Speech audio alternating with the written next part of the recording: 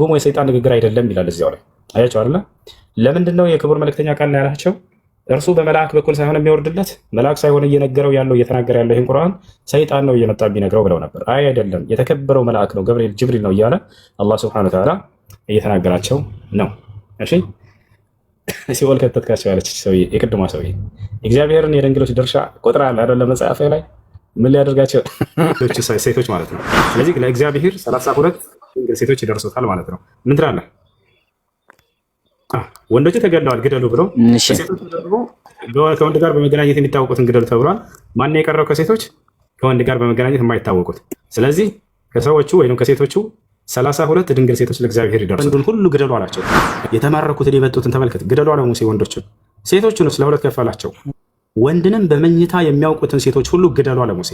ያ ማለት ከወንድ ጋር ተገናኝተው የሚያውቁ ሴቶች ከሴቶቹ ወንድን በመገናኘት የሚታወቁ ከሆኑ ግደሏቸው አለ።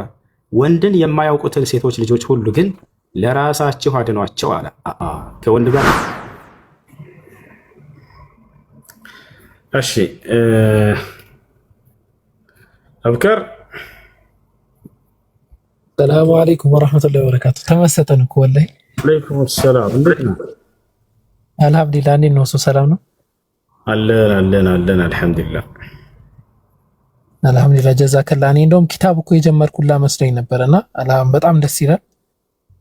ወላሂ ኪታብ እየተቀራ መስለኝ እኮ በቃ ቁጭ ብዬ እያዳመጥኩኝ ነው። አላህ ብቻ አፊያ ያድርግ የሳዷን ነገር። አሜን አሜን። ቅድም ገብቶ ጠይቆ ነበር። ቅድም የጠየቀው ልጅ በነገራችን ላይ አይሁድ ነው እና ስነ ምግባር አለው። አላህ ወደ ኢስላም ይምራው፣ ዱዓ አድርጉለት። ጥሩ ስነ ምግባር አለው እና ይመጣል፣ ስለ ኢስላም ይጠይቃል። አይሁድ ነው ልጁ፣ ኢትዮጵያዊ ነው፣ አይሁድ ነው። አሰላላህ ይህዲህ ይታወቃል። አዎ ኬሜጽዮን ጎበዝ ልጅ ነው በጣም። አላህ ሂዳያ ይስጠው። አይ እሺ፣ ጥያቄ ያለው አለ? መርሀባ እሱ እስኪ ሱረቱ ኒሳ አንቀጽ 24 ወልሙሕሰናቱ ሚነ ኒሳ ኢላ ማ መለከት አይማኑኩም የሚለው እዚህ ጋር ኢላ ማ መለከት አይማኑኩም የተባለው እንዴት ነው? ትንሽ አንዳንዴ ማለት ከኛ ጋር የምትማር ክርስቲያን ልጅ አለች እና ከታች በውስጡ ሊኮላት በደንብ እንድታብራራላት ብዬ ነው። ኢንሻአላህ ታች እያዳመጠች ነው። እጆቻቸው የጨበጧቸው ሲቀሩ እያለ ይናገራል። ምልክል የሚን ይባላል። ምልክል የሚን ማለት እጆቻቸው ንብረት ያደረጓቸው ማለት እንደ ሰውየው ዝም ብለው የሄደው ገዝቶ ከገበያ ምናምን እንደዚህ በእጅ ንብረት የሚያደርጋት ሴት ለማለት ነው አይደለም። ምልክል የሚን በጂሃድ ጊዜ ሙስሊሞችን እዋጋለሁ ብላ እየተሳተፈች የሆነች ከሃዲ ሴት ስትማረክ ጊዜ ያችነች ምልክል የሚን የምትባለው። በጂሃድ ጊዜ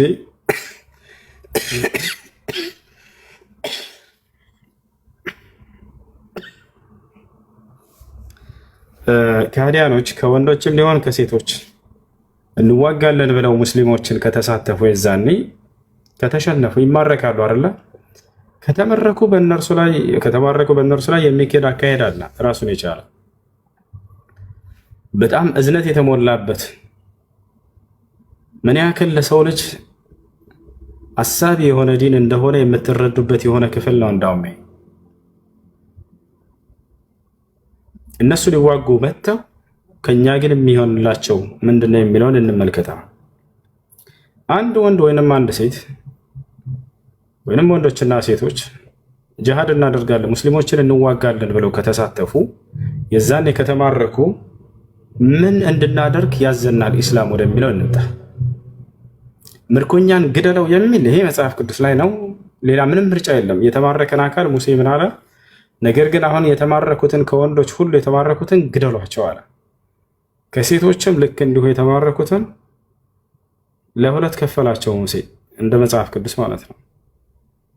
ከወንድ ጋር በመገናኘት የሚታወቁትን ግደሏቸው፣ ከወንድ ጋር በመገናኘት የማይታወቋትን እንዳትገሏቸው፣ ለራሳቸው ሰዷቸው አለ። አያቸው አይደለ? ኢስላም እንደዚህ ብሏል ወይ? ላ ወላሂ አላለም። መግደል አይቻልም ምርኮኛን፣ ስህተት ነው። ታዲያ ምን መንገድ አስቀመጠ ኢስላም ለተማረኩ ሰዎች ከተባለ ተመልከቱ። በሱራ ሙሐመድ ላይ አላህ ስብሐነሁ ወተዓላ ምን ይላል? የሙሐመድ ምዕራፍ የሚላለ ፈኢማ መነን ባዕዱ ወኢማ ፊዳአን አለ። ከማረካችኋቸው በኋላ ምን ላይ ነው ውሸት እያለ ነው ይሄ ክርስቲያን? አንድ ጊዜ ላሳየው። ናግባ እናስነብበዋለን። መጽሐፍ ላይ ገብታል። አንድ ጊዜ ላሳየው።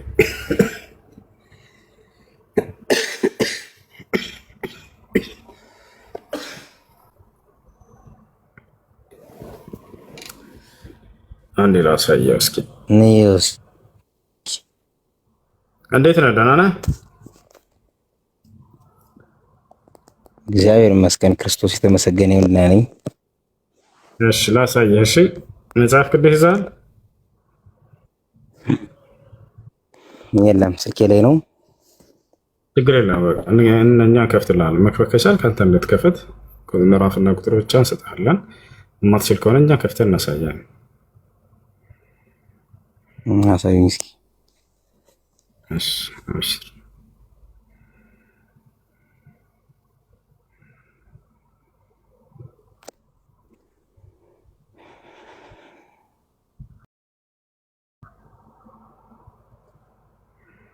አውከር መክፈት ትችላለህ? አዎ እሱ አልችልም። ምን ልክፈት? ቆይ አንድ እሱ ይከፍትልሃል። አንድ ይከፍትልሃል። እሺ ሙሴ የተማረኩትን ሰዎች በጦር ሜዳ ጊዜ ከወንዶች ጋር በመገናኘት ወንዶችን ግደሏቸው ካለ በኋላ የተማረኩትን ከሴቶች ደግሞ ከወንድ ጋር በመገናኘት የሚታወቁትን ግደሏቸው። ልክ ነው።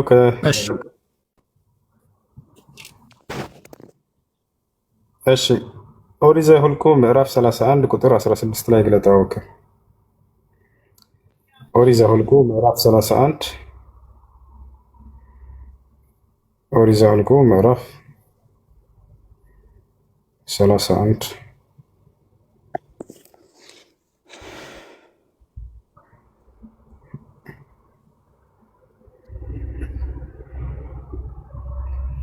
አሁን ታሪኩን እንድትረዳው ከመጀመሪያ ላንብበልህ ወይንስ ቅድም የተናገርኩትን ላሳየህ? ሱራፌል ነው የሚለው አለ። በቃ ከመጀመሪያ ላንብብልህ አይደለ? አዎ። እሺ ከመጀመሪያ እንድረዳው ከአንድ እናድርገውና ፈጠን ብለን እናንብብለት። አሁን ተከታተል። ከአንድ ጀምረህ ምን ይላል? እግዚአብሔር ሙሴን እንዲህ ብሎ ተናገረው። እንግዲህ እግዚአብሔር ሙሴን ጦርነት ተዋጋ ሊለው ነው። ከዛ በኋላ ከጦርነቱ በኋላ የተማረኩትን ቅድም እንዳልኩህ አድርግ ይለዋል። እንመለከታለን። እግዚአብሔር ሙሴን እንዲህ ብሎ ተናገረው፣ ስለ እስራኤል ልጆች በቀል ምድያማውያንን ተበቀል፣ ከዚያም በኋላ ወደ ወገኖችህ ትከማቻለህ።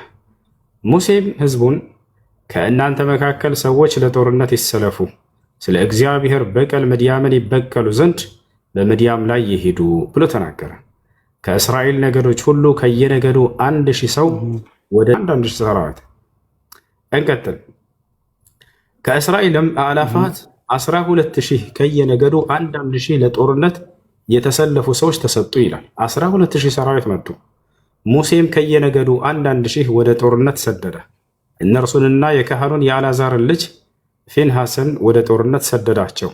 የመቅደሱንም ዕቃ የሚነፋውን መለከት በእጁ ሰጠው። እግዚአብሔር ሙሴን እንዳዘዘ ከምድያም ጋር ተዋጉ። ይህ እግዚአብሔር ነው ተዋጉ ብሎ አዟቸው ተዋጉ ከምድያም ጋር። ወንዶችንም ሁሉ ገደሉ አለ። ወንዶችንም ሁሉ ገደሉ። ከተገደሉትም ጋር የምድያምን ነገስታት ገደሏቸው። 5ቱም የምድያም ነገስታት ኤዊ፣ ሮቆም፣ ሱር፣ ሁር፣ ሪባ ነበሩ። የቢዖርንም ልጅ በለዓምን ደግሞ በሰይፍ ገደሉት። የእስራኤልም ልጆች የምድያምን ሴቶችና ልጆቻቸውን ማረኩ። አየህ፣ ሴቶቻቸውንና ልጆቻቸውን ማረኳቸው። እንስሳቶቻቸውንና መንጎቻቸውንም ዕቃዎቻቸውንም ሁሉ በዘበዙ አለ። እንዳለ ንብረታቸውን ሁሉ በዘበዟቸው እያለ ተናገረ። ወሰዱት። የተቀመጡባቸውንም ከተሞቻቸውንም ሁሉ ሰፈሮቻቸውንም ሁሉ በእሳት አቃጠሉ። ተመልከት፣ ከማረክ በኋላ የሰው ሀገር ማቃጠል ምንድን ነው? ይሄ በእስላም ይቻላል ወይ? አይቻልም በፍጹም። አቃጠሉባቸው ከተማቸውንም ሁሉ፣ የሰውንና የእንስሳን ምርኮና ብዝበዛ ሁሉ ወሰዱ። እንግዲህ ከተማ ውስጥ ያገኙትን ሴቶችና ወንዶች ሁሉ ንብረት ሁሉ ወሰዱ። እነዚህ ሰዎች የማረኳቸውንም ሰዎች ምርኮውንም በዝብዘው ወደ ሙሴና ወደ ካህኑ ወደ አልዓዛር ወደ እስራኤል ልጆች ማህበር በዮርዳኖስም አጠገብ በኢያሪኮ ፊት ለፊት በሞዓብ ሜዳ ወዳለው ሰፈር አመጡ። እንግዲህ የማረኩትን ንብረት ወንዶችንም ሴቶችንም ሁሉ ወደ ሙሴና ወደ ካህኑ ወደ አልዓዛር ዘንድ አመጡ። ሙሴና ካህኑ አልዓዛርም የማህበሩ አለቆች ሁሉ ከሰፈሩ ወደ ውጭ ሊያገኟቸው ወጡ። ተመልከት። ሙሴም ከዘመቻ በተመለሱት በጭፍራ አለቆች በሻለቆችና በመቶ አለቆች ላይ ተቆጣ። አየህ፣ ሙሴ በሰራዊቱ ዋና ዋና አለቆች ላይ ተቆጣባቸው። ለምን ተቆጣ ከተባለ ተመልከት። ሙሴም አላቸው ለምን አልገድላቸውም ብሎ ነው የተቆጣ። የሚገርምህ ምን አለ? ሙሴም አላቸው በእውኑ ሴቶችን ሁሉ አዳናችኋቸውን? ያ ማለት ተዋችኋቸውን በሕይወት እያለ እየተቆጣ ነው ሙሴ።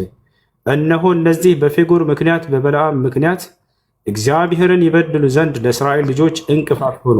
ስለዚህም በእግዚአብሔር ማህበር ላይ መቅሰፍት ሆነ። ከዚያ ቀጥሎ ሙሴ ምን አለ? ተመልከት፣ ቅድም ያልኩህ ያው እነዚህ ጋር። ስለዚህ አሁን ሙሴ ምን አለ? አሁን እንግዲህ ከልጆቹ ሁሉ ወንዱን ግደሉ። አሁን እንግዲህ ከልጆቹ ወንዱን ሁሉ ግደሉ አላቸው። የተማረኩትን የመጡትን ተመልከት፣ ግደሉ አለ ሙሴ ወንዶችን። ሴቶቹንስ ለሁለት ከፈላቸው።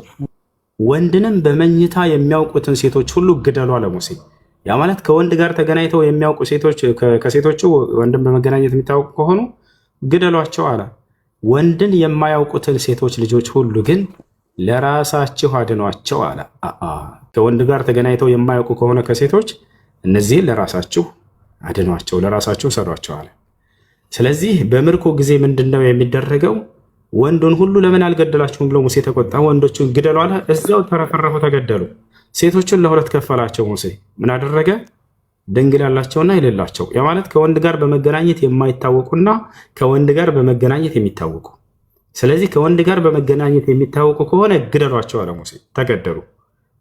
ይህን ከወንድ ጋር በመገናኘት የማይታወቁ ከሆነስ እነዚህ ያስፈልጋሉ፣ አይገደሉም። እነዚህን ደግሞ ለራሳችሁ አለ ሙሴ፣ ለራሳችሁ ለእናንተ አድኗቸው ብሎ ተናገረ ማለት ነው። እንግዲህ በክርስትና ከጦርነት በኋላ በምርኮኞች ላይ ያለው ስራ ይሄ ነው። ምን ይደረጋሉ? ምርኮኛ እንዳለ ይገደላታል ወንድ ከሆነ። ሴት ከሆኑ ደግሞ ለሁለት ይከፈላሉ። ከወንድ ጋር በመገናኘት የሚታወቁ ከሆነ ይገደላሉ። ከወንድ ጋር በመገናኘት የማይታወቁ ከሆነ ደግሞ ለራሳቸው ይጠቀሙባቸዋል። ይሄ ነው ያለው። ወደ እስልምና ስንመጣ ግን ሌላ ታሪክ ነው ጀማዓ።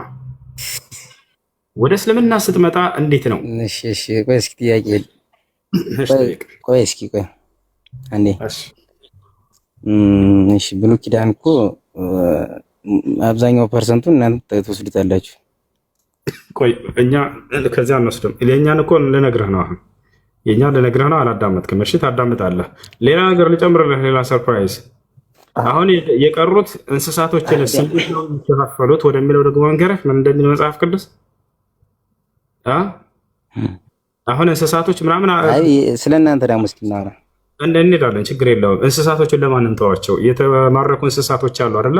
ፍየል አለ፣ በግ አለ፣ ከብት አለ ምናምን። ልክ እንዲሁ ደግሞ ከነዚህ ከድንግሎቹ ያልተገደሉት እነዚህ እንዴት ነው ክፍፍሉ የሚለውን እግዚአብሔር ድርሻ አለው። ከድንግሎቹ ሴቶች ከእንስሳቶችም ድርሻ አለው። 1/5 ላሳይህ ማስረጃ። ለእግዚአብሔር ድርሻ አለው። እዛ ውረድ በላ ወከራ 31 ላይ ክፍፍሉ እንመልከት። እንዴት ነው የሚከፋፈለው?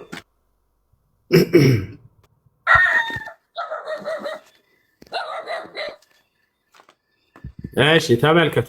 ወደታይ ወረድ ብለን ከስንት ጀምረን እንላለን? ከ25 ጀምረን። ኦኬ ከ25 ጀምረን አቅለም የክፍፍሉ ስርዓት ላይ እግዚአብሔር ይካተታል። እግዚአብሔርም ድርሻ አለው ከምርኮ ማለት ነው። ሴቶቹ ከድንግሎቹ ከሴቶቹ ሁሉ ድርሻ አለው። ምን እንደሚያደርጋቸው እግዚአብሔር ወላሂ አለ። 25 ላይ ነው ያነሳ እየሰማኸኝ ነው? ባፊ አንደብ እሺ 25 ላይ እግዚአብሔርን ሙሴን እንዲህ ብሎ ተናገረው አለ። ሙሴን እንዲህ ብሎ ተናገረው እግዚአብሔር፣ አንተና ካህኑ አልዓዛር የማህበሩ አባቶች አለቆች የተማረኩትን ሰውና እንስሳ ቁጠሩ አላቸው። አሁን የክፍፍል ስራ ሊካሄድ ነው። መቁጠር ጀመሩ። ሙሴና አልዓዛር የማህበሩ አለቆች ምርኮውንም በተዋጉት እና ወደ ሰልፍ በወጡት በማህበሩም ሁሉ መካከል አስተካክለህ ክፈል አለው። አካፍል አለው። አየህ አይደለ? ከእነዚህም ከተዋጉት ወደ ሰልፍም ከወጡት ሰልፈኞች ዘንድ ከሰዎችም ከበሬዎችም ከአህዮችም ከመንጎችም ከ501 ለእግዚአብሔር ግብር አውጣ። አላህ ለእግዚአብሔር ድርሻ አለው። ምን ትላለህ? ለእግዚአብሔር ድርሻ አለው። ከስንት ስንት? ከእነዚህም ከተዋጉት ወደ ሰልፍም ከወጡት ሰልፈኞች ዘንድ ከሰዎችም ከበሬዎችም ከአህዮችም ከመንጎችም ከ501 ለእግዚአብሔር ግብር አውጣ። ከድርሻቸው ወስደህ ለእግዚአብሔር ለማንሳት ቁርባን ለካህኑ ለአልዓዛር ስጠው። ከእስራኤልም ልጆች ድርሻ ከሰዎችም ከበሬዎችም ከአህዮችም ከመንጎችም ከከብቶችም ሁሉ ከ51 ትወስዳለህ። የእግዚአብሔርን ማደሪያ የአገልግሎት ለሚጠብቁ ለሌዋውያን ትሰጣለህ። ሙሴና ካህኑ አልዓዛርም እግዚአብሔር ሙሴ እንዳዘዘው አደረጉ ይላል። ወደ ሰልፍ የወጡ ሰዎችም ከወሰዱት ብዝበዛ ያስቀሩት ምርኮ እንዲህ ሆነ። 675,000 በጎች፣ 72,000 በሬዎች፣ 61,000 አህዮች፣ ወንድ ከማያውቁ ሴቶችም 32,000 ነፍስ። በዘመቻም ከነበሩት ሰዎች ድርሻ የሆነ እኩሌታ ከበግ 337,500 በጎች ነበሩ። ከበጎችም የእግዚአብሔር ግብር 675 ነበረ ይላል። ቁጥር የእግዚአብሔርን ድርሻ ከበጎች ስንት ነው ለእግዚአብሔር የሚደርሰው? ከበጎችም የእግዚአብሔር ግብር 675 ነበረ ይላል። 675 በግ የእግዚአብሔር ድርሻ ነው። እንቀጥል። በሬዎችም 36,500 ነበሩ። የእግዚአብሔርም ግብር 72 ነበረ። ከበሬ ስንት ይደርሰዋል? እግዚአብሔር 72 ይደርሰዋል። አህዮቹም 30,500 ነበሩ። የእግዚአብሔርም ግብር 61 ነበረ ይላል። እግዚአብሔር 61 አህያ ይደርሳል ማለት ነው። ሰዎቹም 16,000 ነበሩ ይላል። የእግዚአብሔርም ግብር 32 ነበረ ይላል። ሰዎችም እነማን ናቸው? የቀሩት ሰዎች ወንዶቹ ተገድለዋል። የቀሩት ሰዎች እነማን ናቸው? ድንግሎቹ ሴቶች ማለት ነው። ስለዚህ ለእግዚአብሔር 32 ድንግል ሴቶች ይደርሱታል ማለት ነው። ምን ትላለህ? ወንዶቹ ተገድለዋል ግደሉ ብሎ ሴቶች ደግሞ ከወንድ ጋር በመገናኘት የሚታወቁትን ግደሉ ተብሏል። ማነው የቀረው ከሴቶች? ከወንድ ጋር በመገናኘት የማይታወቁት። ስለዚህ ከሰዎቹ ወይም ከሴቶቹ 32 ድንግል ሴቶች ለእግዚአብሔር ይደርሱታል።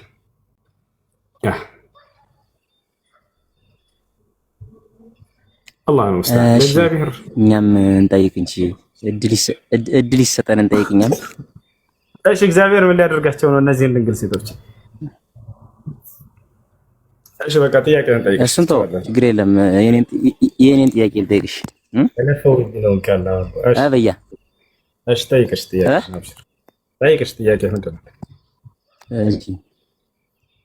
እኔ መጠየቅ የምፈልገው ያው የእናንተ መጽሐፍ የፈጣሪ ቃል መሆኑን በምን ማወቅ ይቻላል?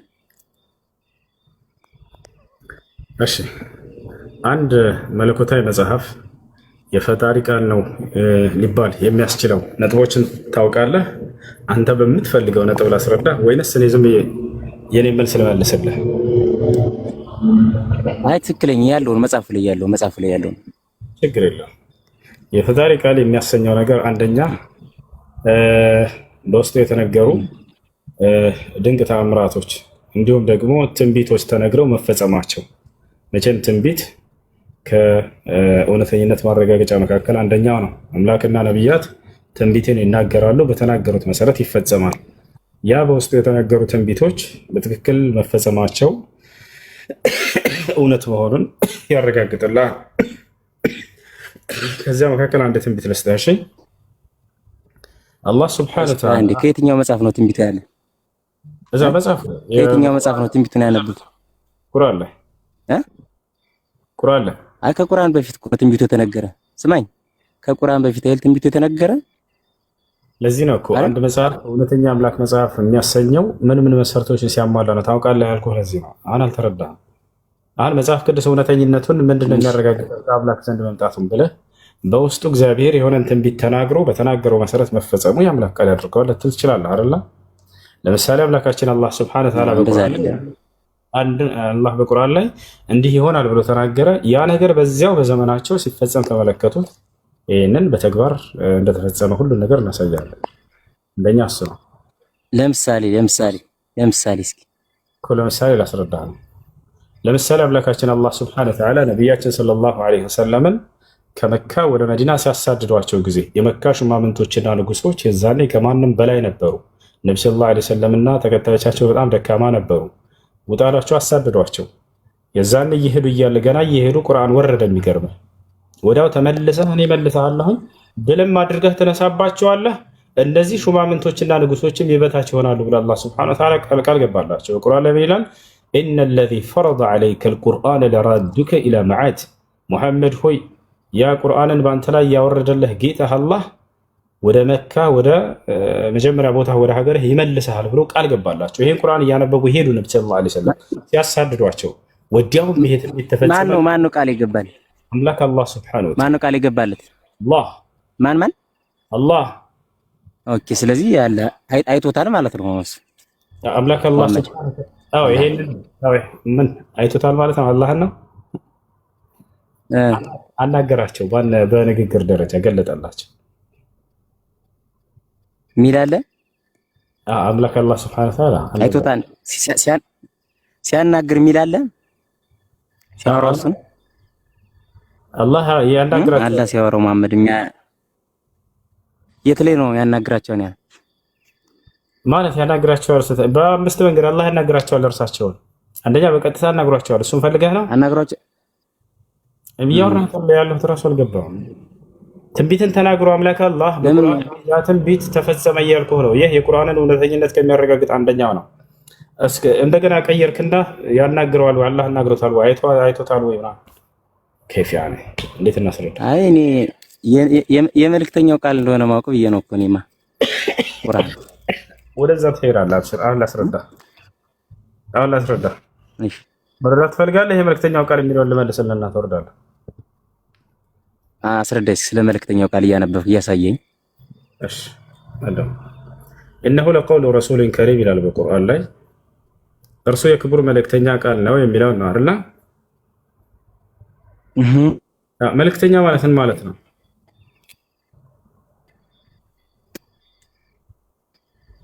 መልእክተኛ ማለት ምን ማለት ነው? ሱራ ምን መልእክተኛ ማለት ምን ማለት ነው? አታውቅም? ላስረዳ። ሄሎ አይሰማኝም። ኔትወርክ ነው መሰለኝ አይሰማኝም። ግን በቃ ካልተሰማ አዳምጥሽ። ሆነ አካል ወደ ሆነ አካል ተላኪ ጎበዝ ይሰማል ወደ ሆነ አካል ተላከ። ስለዚህ እየተላከ ስለዚህ ይህ መልእክተኛ የተባለው አካል ይህን ቁርአን ተልኮ ያመጣ አካል ነው ማለት ነው። ከማን ነው የተላከው? ወደ ማን ነው የተላከው የሚለውን ራሱ ቁርአን ይገልጽልናል።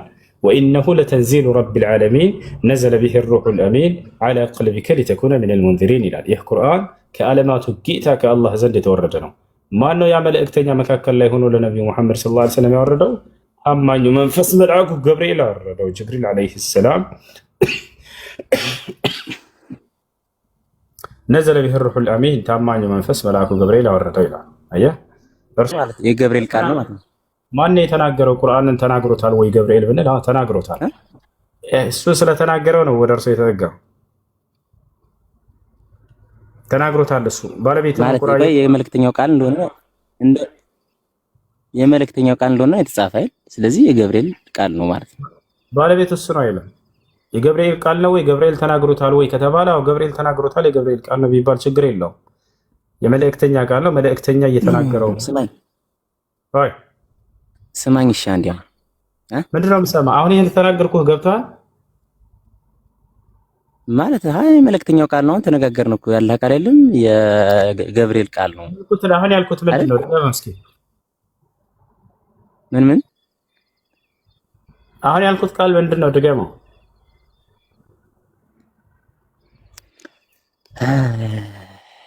የመልእክተኛው ቃል እንደሆነ ነው የነገርከኝ። የሚገባው ነገር አይደለም። ከመጀመሪያው ጀምሮ ራሱ ማለት ነው የምለውን ድገመው አይደገመው። እሺ ጥያቄ ያለው ክርስቲያን አለ?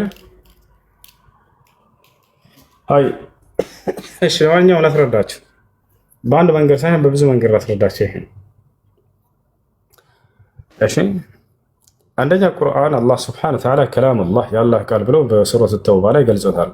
ከላሙላህ ብሎ ዩሪዱነ አን ዩበድሉ ከላመላህ ቁል ለው ካነ አልበሕሩ ሚዳደን ሊከሊማቲ ረቢ የጌታዬ ቃል የአላህ ቃል እየተባለ ብዙ ቦታ ላይ አላህ ቁርአን ገልጾታል። ታዲያ የክቡር መልእክተኛ ቃል መባሉ ምን ለማለት ነው ከተባለ አንደኛ መልእክተኛ ማለት አድራሽ ማለት ነው። እርሱ ያ መልእክተኛ ስለተናገረው ኡዲፈ ኢለይሂ ወደ እርሱ ተጠጋ።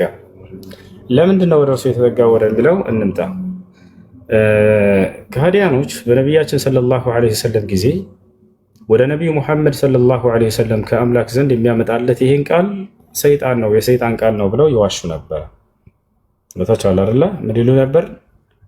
የሰይጣን ቃል ነው እያሉ ይናገሩ ነበር።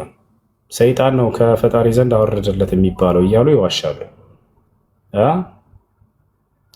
አላህ ስብሐነሁ ወተዓላ አይ የሰይጣን ቃል አይደለም ብሎ አንጻራዊ አድርጎ ከሰይጣን ጋር በፍጹም የሰይጣን ቃል ሳይሆን የክቡር መልእክተኛ ቃል የጅብሪል ዐለይሂ ሰላም እያለ ወደ ጅብሪል በጅብሪል አማካኝነት እንደሚወርድ እየተናገረላቸው ነው።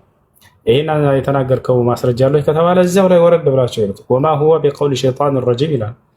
እርሱ ቁርአን የእርጉሙ የሰይጣን ንግግር አይደለም ይላል እዚያው ላይ አያቸው አይደለ? ለምንድን ነው የክቡር መልእክተኛ ቃል ነው ያላቸው? እርሱ በመላእክ በኩል ሳይሆን የሚወርድለት መልአክ ሳይሆን እየነገረው ያለው እየተናገረ ያለው ይህን ቁርአን ሰይጣን ነው እየመጣ ቢነግረው ብለው ነበር። አይ አይደለም የተከበረው መልአክ ነው ገብርኤል ጅብሪል ነው እያለ አላህ ሱብሓነሁ ወተዓላ እየተናገራቸው ነው። እሺ ሲኦል ከተትካቸው ያለች ሰውዬ የቅድሟ ሰውዬ እግዚአብሔርን የድንግሎች ድርሻ ቆጥራል አይደለም መጽሐፍ ላይ ምን ሊያደርጋቸው እሺ ያ ነው። ሁለተኛው መልስ ምንድን ነው? እንደ አረበኛ ቋንቋ ቀውልና ከላም ይለያያሉ። ቀውል ምንድን ነው? ንግግር ማለት ነው። ከላም ምንድን ነው? ማለት ነው። ወደ አማርኛ ስንቀይረው አንዲት ቃል ብቻ ነው ያለው በአማርኛ። አማርኛ ጠባብ ነች። አረበኛ ግን ይሄ ንግግር የምንለው እኛ በጣም ብዙ ቃላቶች አሉት። ታውቃላችሁ አይደለ? ከነዚያ መካከል አንደኛው ከላም ንግግር ማለት ነው። ቀውል ንግግር ማለት ነው። ነገር ግን እነዚህ ቀውልና ከላም ልዩነት አላቸው ወይ እንደ አረበኛ ከተባለ አዎ ልዩነት አላቸው። ከላም የሚለው ለቃሉ ባለቤት ብቻ የሚውል የሆነ ቃል ነው። ቀውል የሚለው ግን ቃለ ተናገረ ከሚለው ቃል የተወሰደ ነው። ስለዚህ ለቃሉ ባለቤት ብቻ ሳይሆን ለቃሉ አድራሾችም በመናገራቸው ምክንያት ለእነርሱም ይውላል። ገብታችኋል አይደለ? ወደ ቁርአን ላይ ስንመጣ ጊዜ ይሄን መሰረት ይዘን አላህ በሙሉ ቁርአን ላይ ከላም ካለ በኋላ ስለ ቁርአን ራሱን ብቻ ነው የሚያስገባው። ምክንያቱም ከላም የሚለው የቃሉን ባለቤት ብቻ የሚገልጽ የሆነ ቃል ነውና። ማስረጃ ለምሳሌ በሱረቱ ተውባ ላይ ወኢን አሐዱ ሚነል ሙሽሪኪን እስተጃረከ ፈአጅርሁ ሐታ የስመዐ ከላመ ረሱል አላለም። ከላም ካለ በኋላ ራሱ ነው የሚገባው። አላህ ሱብሓነሁ ወተዓላ ራሱን ነው የሚያስገባው። ለምን? ከላም የሚለው ቃል የቃሉን ባለቤት ብቻ የሚገልጽ ስለሆነ። ወኢን አሐዱ ሚነል ሙሽሪኪን እስተጃረከ ፈአጅርሁ ሐታ የስመዐ ከላመላህ የአላህን ቃል አያችሁት አይደለ? ልክ እንዲሁ በሌላ ቦታ ላይ ዩሪዱነ አን ዩበድሉ ከላመ አላህ ከላም ካለ በኋላ አላህ ነው የሚለው። ቁል ለው ካነ አልበሕሩ ሚዳደን ሊከሊማቲ ረቢ አያችሁ። ስለዚህ ከላም ካለ በኋላ የአላህ ስብሐነሁ ወተዓላ ማንነት ብቻ ነው የሚገባው። ምክንያቱም ከላም የሚለው ንግግር የሚለው እዚህ ጋር የቃሉን ባለቤት ብቻ የሚገልጽ ስለሆነ። ቀውል የሚለውስ ቀውል የሚለው ቃለ ማለትን ማለት ነው ተናገረ ማለት ነው። ቀውል ንግግር። ስለዚህ ቀውል የሚለው በመናገራቸው ምክንያት ለቃሉ ባለቤት ብቻ ሳይሆን ያን ቃል ለተናገሩ አካሎችም ሁሉ ይውላል። ጌታቸዋል አይደለ? ለተናገሩ አካሎችም ሁሉ ይውላል። ስለዚህ ቁርአንን ጅብሪል ተናግሮታል አልተናገረውም? ከአላህ ዘንድ ወስዶ ለነብዩ ሰለላሁ ዐለይሂ ወሰለም ተናግሮታል። ሐታ ነብዩ ሰለላሁ ዐለይሂ ወሰለም ከጅብሪል ተቀበለው ለትውልድ ተናግረውታል አልተናገሩትም? ተናግረውታል። ስለዚህ ቀውል በሚለው ተናገረ በሚለው ይሄን ንግግር ቃል ለነብዩ ሰለላሁ ዐለይሂ ወሰለም ውሏል፣ ለጅብሪልም ውሏል። በሱራ ቀለም ላይ አላህ ሱብሓነሁ ወተዓላ ቃል በቃል የተናገረውን ለነብዩ ሰለላሁ ዐለይሂ ወሰለም ልክ እንዲሁ ለጅብሪልም በሱራ አተክዊር ላይ ቁጥር 19 ላይ ለነቢያችን ለጅብሪል ዐለይሂ ሰላምም አውሎታል። ገብታችኋል አይደል? ስለዚህ ተናገረ ንግግር የሚለው እዚህ ቦታ ላይ በመናገራቸው ምክንያት ይህን ቁርአን ከአምላክ ተቀብለው እነዚህ ሁለት መልእክተኞች ጅብሪል የአላህ መልእክተኛ ነው፣ ከአላህ ዘንድ ወስዶ ጅብሪል ነቢያችን ሰለላሁ ዐለይሂ ወሰለም ደግሞ ከጅብሪል ተቀብለው ለትውልድ የተናገሩ በመሆናቸው ምክንያት ወደ ነብዩ ሰለላሁ ዐለይሂ ወሰለም የእርሳቸው ንግግር ተብሏል፣ የጅብሪልም ንግግር ተብሏል ስለተናገሩት እነርሱ። ከላም ካለ በኋላ ግን እነርሱን ቢያስገባ ኑሮ የዛኔ ስህተት ይፈጠር ነበር። ከላም የሚለው የአረበኛ ቃል ንግግር የሚለው ያ የቃሉ ባለቤትን ብቻ የሚገልጽ ስለሆነ ይሄ ቁርአን ከላመ ጅብሪል ይባላል? ላ በፍጹም አይባልም። አልቁርአን ከላመ ረሱሊላህ ይባላል? ላ አይባልም በፍጹም። ይህ ነው። እሺ ጥያቄ ያለው ካለ አንጠይቅ ይችላል። ሰላም አለይኩም ወአለይኩም ሰላም ወራህመቱላሂ ወበረካቱ። ኦኬ ኡስታዝ፣ እኔ ጥያቄ አንድ ሶስት ጥያቄ ነበር። በተራን ጠይቅ። ጥያቄ ምንድን ነው? እሺ ጥያቄሽ ምንድን ነው? ኦኬ ቤታችን ፊት ለፊት መስጂድ ነበር ኡስታዝ፣ እና እዛ ጉርብ ከፍተው ንያ አድርጌ ነበረ እና ቁርአን የሚያስቀራኝ ኡስታዝ መላክ የለብሽም እዛ መውሊድ ምናምን ያከብራሉ ምናምን አለኝ። እኔ ንያዬ ለመስጂድ ነው፣ ብልክ ችግር አለው? ምን መስጂድ ምንድን ነው ያልሽው? ለመስጂድ ንያ ምናምን ጉርብ ከፍተው እዛ ንያ አድርጌ ነበርና እዛ መውሊድ ምናምን ያከብራሉ፣ ሰኞ ሮብ እያሉ ይቅማሉና መላክ የለብሽም አለኝ የሚያስቀራኝ ኡስታዝ። ችግር አለው ብልክ? እኔ ንያዬ ለመስጂድ ነው። እርግጠኛ ነው በዚያ ነገር ላይ? አዎ መስጂዱን ቤታችን ስለነው ግን ያከብሩበታል መውሊድ ምናምን። መውሊድ የሚከበርበትና ጫት የሚገቡበት ከሆነ መስጂዱ እነዚህ ሰዎች ዳዕዋ ሊደረግላቸው ይገባል። ከዚህ ከዳዕዋ ተደርጎላቸው ተገስጸው ከተመለሱ ሰየው። አይ እምቢ የሚሉ ከሆነ አይቻልም። ላ የጁዝ التعاون مع أهل البدع والأهواء خاصة إذا كانت بدعتهم تخرجهم عن دائرة الإسلام وعن دائرة السنة كذلك. አይቻልም። እሺ ንያዬን ወደ ሌላ መላክ እችላለሁ እዛ ንያት። ኦኬ ሁለተኛ ደግሞ ሰውየው ሲጋራ ያጨሳልና ላይተር አለው የሚለኩስበት። እኔ ባገኘው ሰዓት ዝባለ ውስጥ ጥለዋለሁና ፈልጊ ሲለኝ እኔ አላየሁትም እለዋለሁ። እኔ ግን አውቄ ነው የጣልኩት። ጠይቅበታለሁ። ምን አውቀሽ ተጠይቅበታለሽ? ዳዕዋ አድርጊለት እንዲመለስ። ከተመለስ ይሰየል፣ ካልሆነ ላይተሩን አንስተሽ ቆሻሻ ውስጥ መጣሉ ተገቢ አይደለም። ኦኬ አይ ፈልጊ ያለስ። እሺ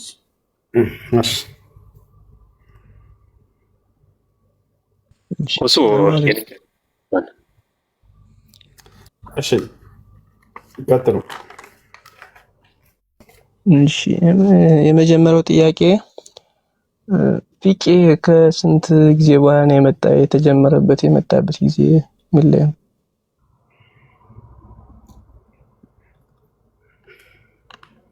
እሺ አልአሕካም ሸርዕያ እነዚያን ህግጋቶች ቁርአንና ሐዲስን መሰረት አድርገው ቀደምት መልካም ሰለፎች ቀለል ባለ መንገድ ለትውልድ የመጻፍ እና ማዘጋጀት የጀመሯቸው الإمام أبو حنيفة والإمام مالك والإمام الشافعي والإمام أحمد بن حنبل እነዚህ አካባቢ ናቸው። በእነርሱም ዘመን ልክ እንደው በጣም በርካታ የፍቅህ ባለቤቶች ነበሩ፣ እነ ሱፊያን አልተውሪ እና ኢማሙ ለውዛዒ ሌሎች። ነገር ግን የእነዚህ አራቱ ጸንቶ እስከዛ ድረስ ቆይተዋል።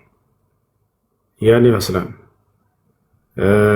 እነዚህን የነቢያችን ሰለላሁ ዐለይሂ ወሰለም ሶሐቦች እንዲህ በኪታብ ደረጃ ባያዘጋጁም በተውሂድ ባስተምሮ ደረጃ ቀድመው ይናገሯቸው ነበር። አፍቀሁ ኡመቲ ከማ ቃለ ነቢይ ሰለላሁ ዐለይሂ ወሰለም ሙዓዝ ብን ጀበል የትውልዴ ሁሉ ፈቂህ ነው ብለው መስክረውለታል።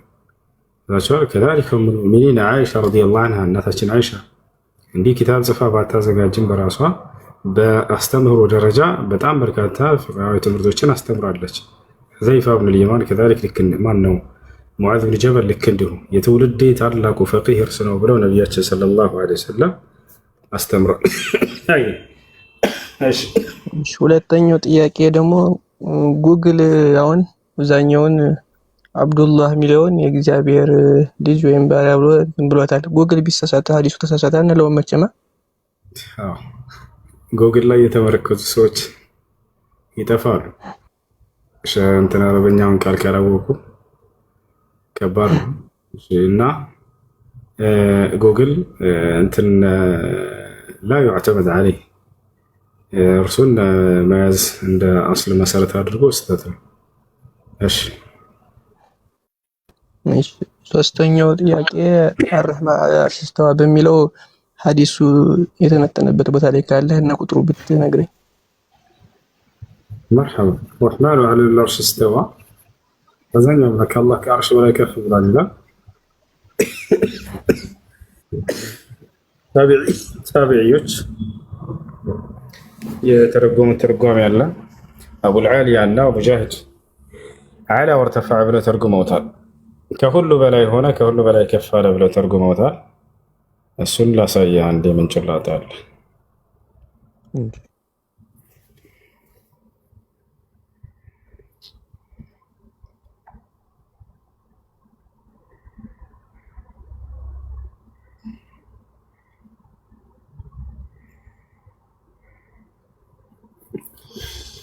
እሺ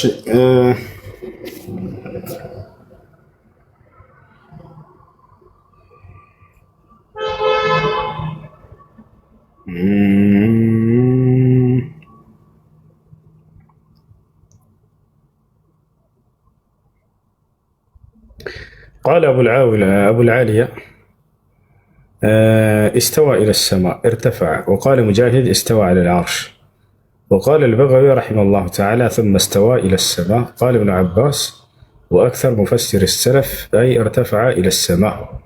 انتهى من تفسير البغوي، ونقله الحافظ في الفتح، وقال أبو عبيدة والفراء وغيرهما بنحوه.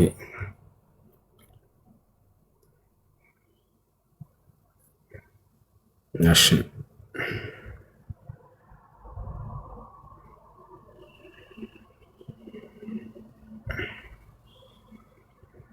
እስኪ በዚህ ላይ የቀደምት መልካም ሰለፎች ንግግር እንዳለና ብላችሁ ዛሬ ትንሽ የተወሰነ صفة فعلية ثابتة لله عز وجل بالكتاب والسنة، أي صفة الاستواء. الدليل من القرآن الكريم قوله سبحانه وتعالى الرحمن على العرش استوى، وقوله سبحانه وتعالى ثم استوى على العرش. يهبط وتعالى كينا. عن أبي العالية في قوله سبحانه وتعالى ثم استوى إلى السماء ارتفع. تفسير ابن أبي حاتم لا تابعني على السنة. وعن مجاهد لكنده قوله تعالى ثم استوى على العرش على العرش، يعني كعرش بلاي هنا، كعرش بلاي كف على بلا ترجمه. قال السمعاني أهل السنة والجماعة يقولون إن الاستواء على العرش صفة لله تعالى بلا كيف، والإيمان به واجب. كذلك يحكى عن مالك بن أنس وغيره من السلف أنهم قالوا في هذه الآية الإيمان به واجب والسؤال عنه بدعة. وقال البغوي رحمه الله تعالى ثم استوى على العرش. قال الكلبي ومقاتل استقر. وقال أبو عبيدة صاعدة. وأولت المعتزلة الاستواء بالاستيلاء. يا شعر الله بسلطانه تقول أترى بيترجموت مع الناس معتزلة وشناتشو لك قدمت شو معتزلة ዛሬ አሕባሾች ማለት ነው። ተቆጣጠረ አይ ቀሃራ ማለት ነው። كيف ከሙዕተዚላ የተገኘ ተፍሲር ነው። ከሙዕተዚላ የተገኘ ተፍሲር ነው። ኢማሙ አልበጋዊ እሱን አስቀምጠዋል። ተፍሲር አልበጋዊ ይላል وأولت المعتزلة الاستواء بالاستيلاء. فأما أهل السنة يقولون الاستواء على العرش صفة لله تعالى بلا كيف، يجب على الرجل الإيمان به ويكل العلم فيه إلى الله عز وجل.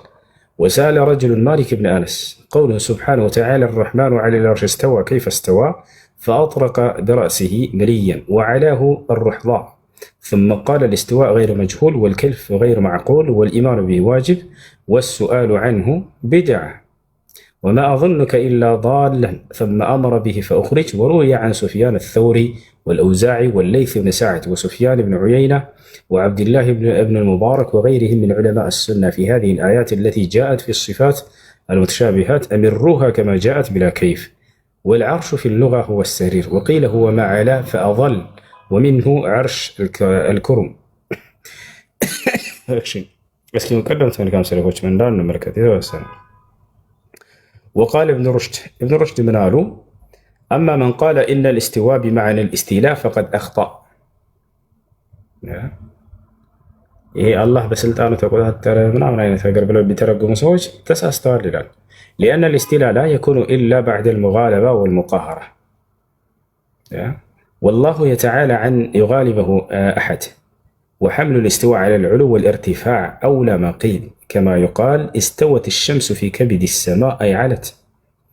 وقال ابن كثير قوله تعالى ثم استوى على العرش للناس في هذا المقام مقالات كثيرة جدا ليس هذا موضع بسطها وإنما يسلك في هذا المقام مذهب السلف الصالح مالك والأوزاعي والليث بن سعد والشافعي وأحمد بن حنبل وإسحاق بن راهويه وغيرهم من أئمة المسلمين قديما وحديثا وهو إمرارها كما جاءت من غير تكييف ولا تشبيه ولا تعطيل والظاهر المتبادر إلى أذهان المشبهين يعني منفي عن الله سبحانه وتعالى فإن الله لا يشبه شيء من خلقه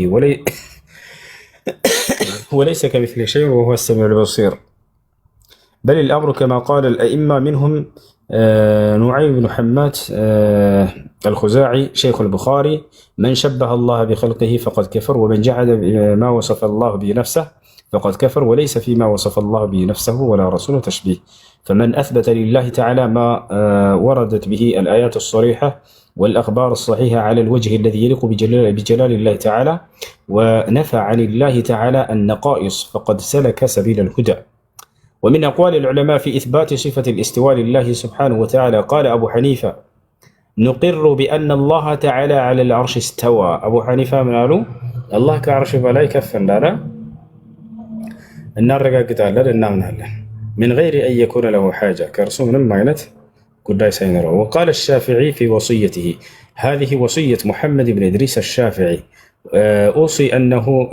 أوصى أنه يشهد أن لا إله إلا الله وحده لا شريك له وأن محمد رسول الله وأن محمدا عبده ورسوله وأن الله عز وجل يرى في الآخرة ينظر إليه المؤمنون عيانا جهارا ويسمعون كلامه وأنه فوق العرش.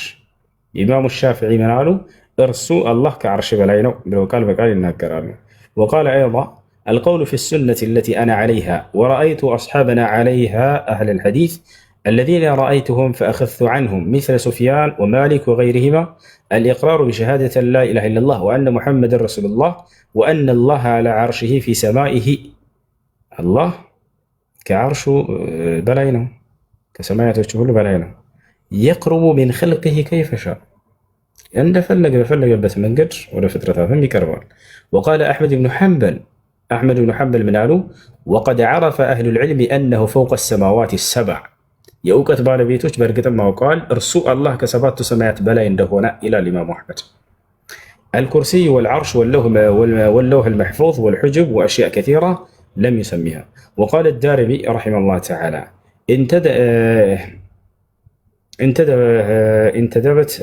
انتدبت أيها المريسي البشر المريسي معتزلين مكذبا بعرش الله سبحانه وتعالى وكرسيه منطبا في التكذيب بجهلك متأولا في تكذيبه بخلاف ما تعقله العلماء. فرويت عن ابن عباس رضي الله عنهما قال وسع كرسي السماوات والأرض قلت فمعنى الكرسي العلم فهو يعني فمن ذهب إلى غير العلم أكذبه يعني كتاب الله سبحانه وتعالى. فيقال لهذا المريسي أما ما رويت عن ابن عباس فإنه من رواية جعفر الأحمر وليس جعفر ممن يعتمد على روايته إذ قد خالفته الرواة الثقات المتقنون. وقد روى مسلم البطين عن سعيد بن جبير عن ابن عباس في الكرسي خلاف ما ادعيت على ابن عباس رضي الله عنه. حدثنا يحيى وأبو بكر ابن أبي شيبة عن وكيع عن سفيان عن عمار الذهني عن مسلم البطين عن سعيد بن جبير عن ابن عباس رضي الله عنهما قال الكرسي موضع القدمين والعرش لا يقدر قدره إلا الله سبحانه وتعالى.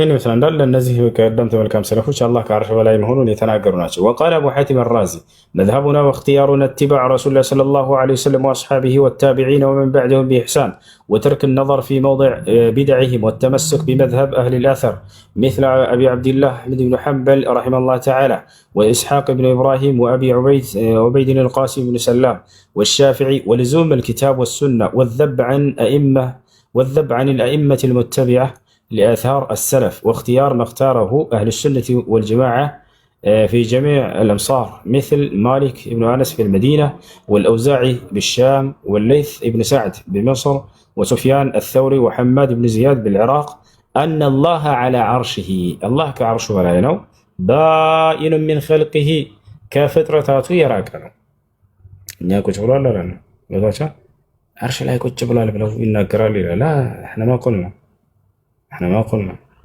الناس ቦታ ላይ ምን ይላል አላህ Subhanahu Wa Ta'ala ከአርሽ በላይ ነው ከፍጥረቱ ሁሉ የራቀ ነው እርሱ ይላል وقال الطحاوي العرش والكرسي حق وهو مستغن يعني عن العرش وما دونه محيط بكل شيء وفوقه إمام الطحاوي من علو እርሱ ከአርሹ በላይ ነው ብለው ቃል በቃል ተናገሩ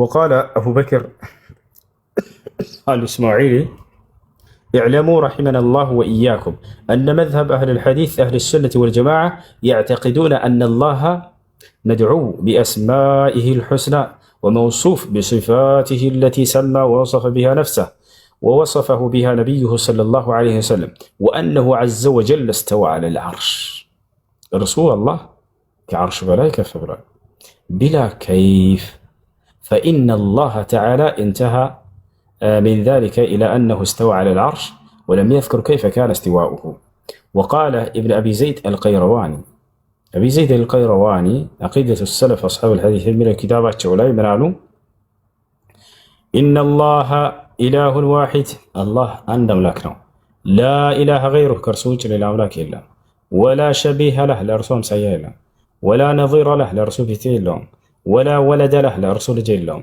ولا والد له لرسول ولا جيلهم ولا صاحبة له لرسول أتشاو ينبتي المتون مستير لتشون ولا شريك له لرسول القهر اللهم وأنه إرسو الله هي بنقرأش الله يتهلك عالم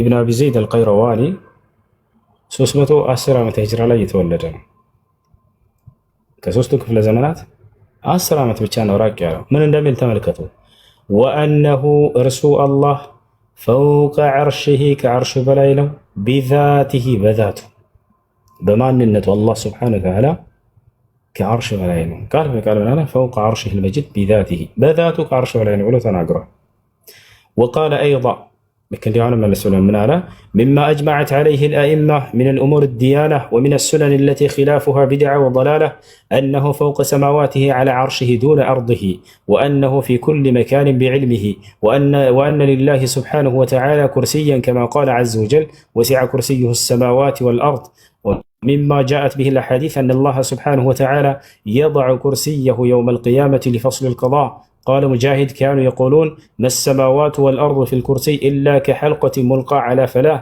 وكل ما قدمنا ذكره فهو قول أهل السنة وأئمة الناس في الفقه والحديث على ما بيناه وكل قول مالك وكله يعني قول مالك فمنه منصوص من قوله ومنه معلوم من مذهبه ابن زمنين من قاله ابن أبي زمنين تعلق علينا شرصاتهم ومن قول أهل السنة أن الله عز وجل خلق العرش واختصه بالعلو والارتفاع فوق جميع ما خلق ثم استوى عليه كيف شاء كما أخبر عن نفسه في قوله سبحانه وتعالى الرحمن على العرش استوى وقال أبو عمرو الداني من قولهم إن الله سبحانه وتعالى خلق العرش واختصه بالعلو والارتفاع فوق جميع ما خلق ثم استوى عليه كيف شاء من غير أن يحدث تغيرا في ذاته لا إله إلا هو الكبير وأنه تبارك وتعالى خلق الكرسي وهو سبحانه وتعالى فوق عرشه وقال أبو يعلى نص القرآن والأخبار الصحاح أنه في السماء مستو على عرشه بائن من خلقه እንግዲህ ሙሉ የቁርአን ግልጽ ቃላቶች አናቀጾች የሚያስረዱት ሐዲስም ሰሒህ የሆነ ሐዲሶች ምንድነው አላህ ከአርሽ በላይ ነው እርሱ ከፍጥረት ዓለም ሁሉ በላይ የራቀ ነው የሚል ነው የሚያስረዱን ይላሉ وقال ابن عبد البر في شرح حديث النزول فيه دليل أن الله على أن الله عز وجل في السماء على العرش من فوق 7 سماواته ابن عبد البر الحمد لله ورثه من قالوا الله سبحانه وتعالى كعرش بላይ ነው ከሰባት ሰማያቶች ሁሉ በላይ ነው እያሉ በግልጽ ይናገራሉ كما قالت الجماعة أي أهل السنة والجماعة. وهو من حجتهم على المعتزلة والجهمية في قول